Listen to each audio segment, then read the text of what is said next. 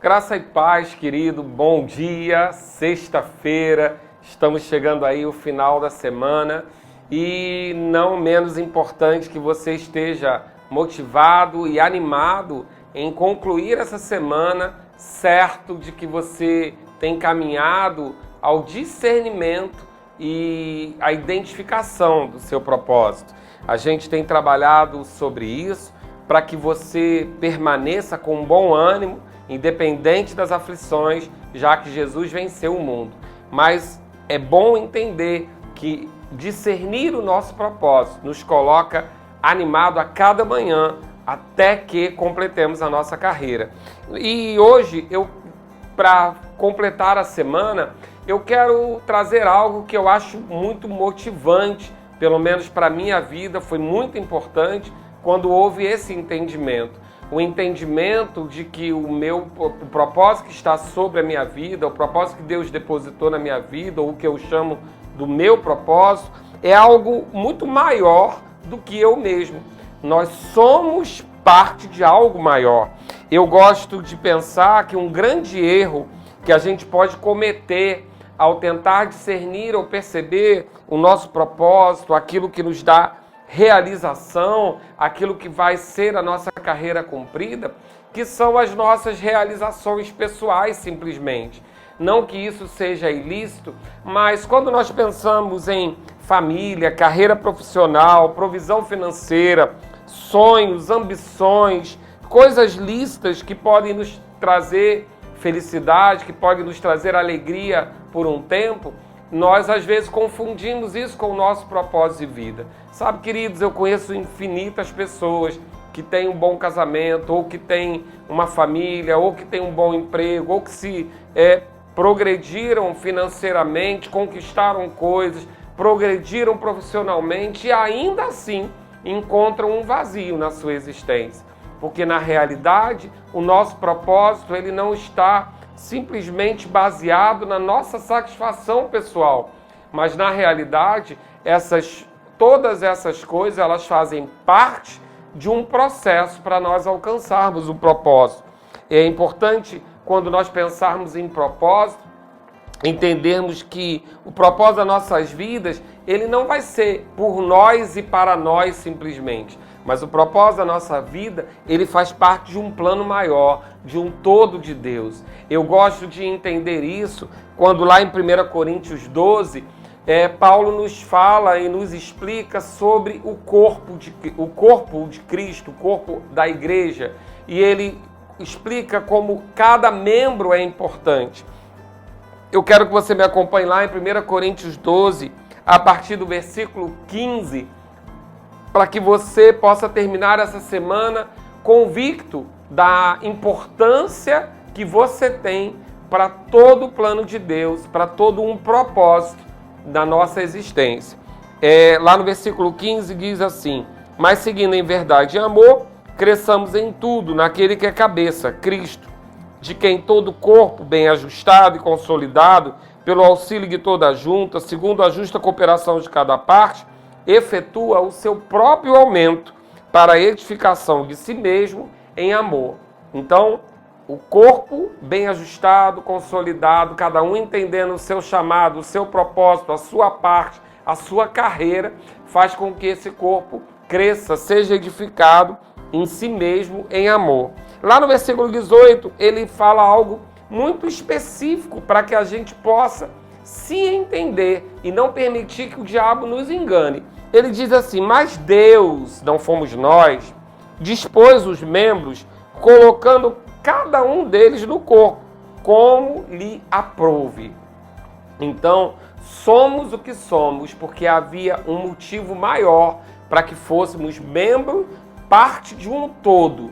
E esse todo completo, onde cada um sabe a sua função, cada um sabe o seu propósito, o seu motivo de existência, faz com que algo maior seja realizado.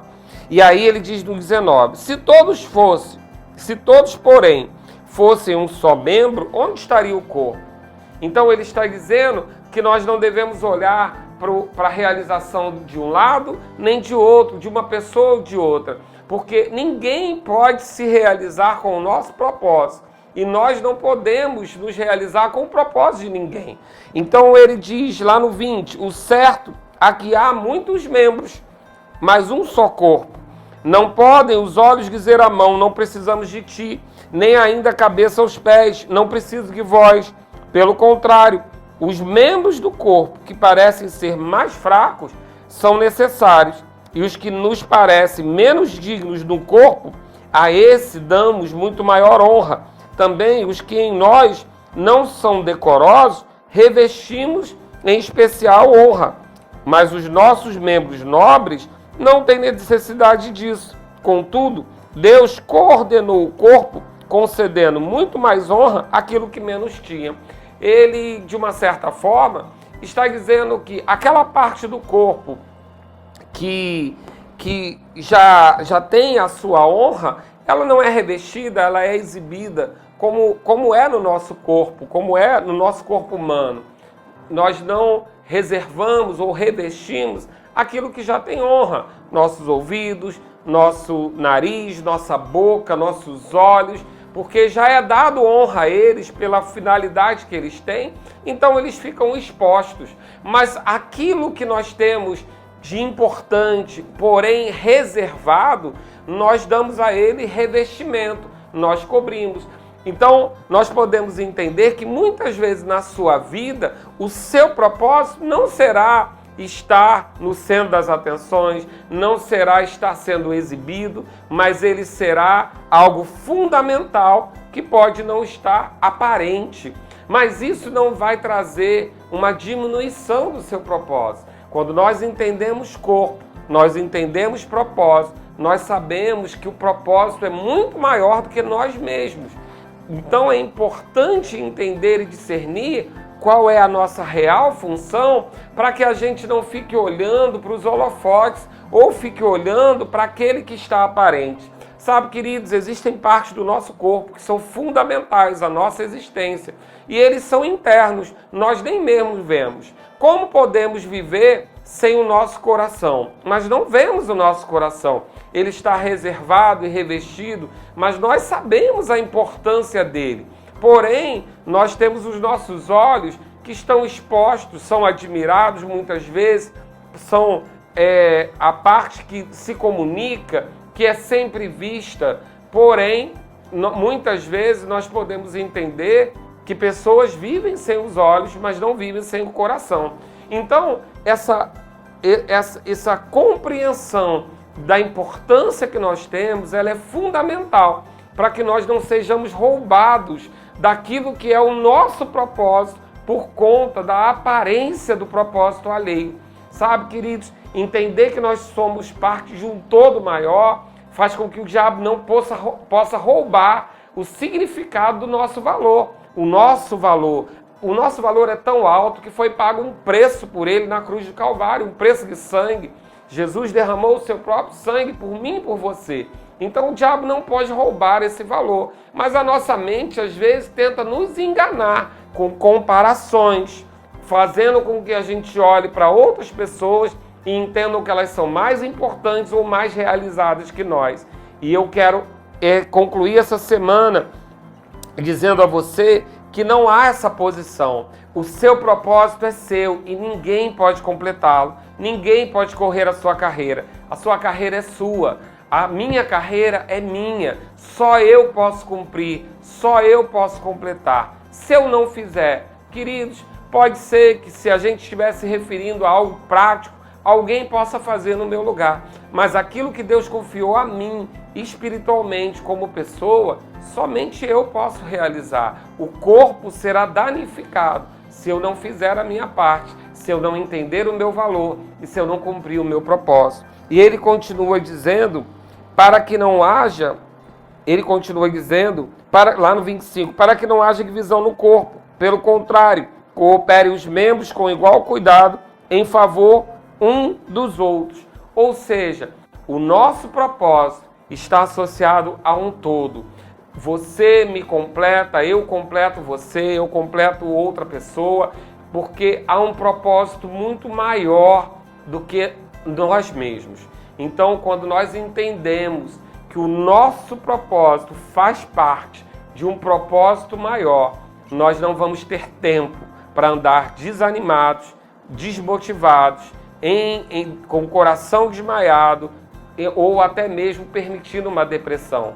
Porque o que o diabo deseja é roubar o seu valor, roubar o entendimento do valor que você tem, do propósito que você tem, para danificar todo o corpo, paralisando uma parte.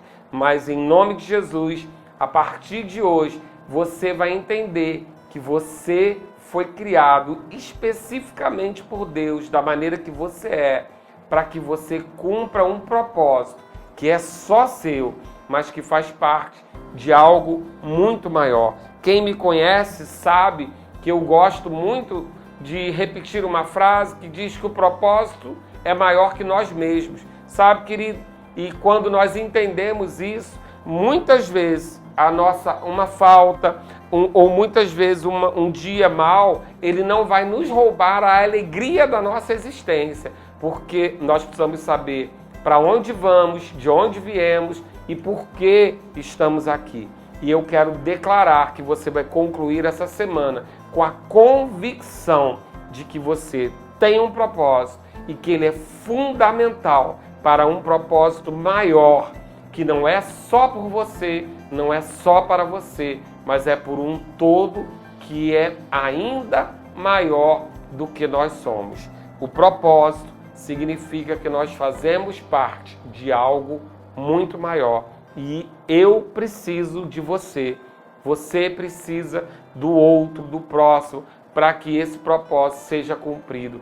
Cada um fazendo a sua parte, segundo as características e as especificações que Deus depositou no meu e no seu coração.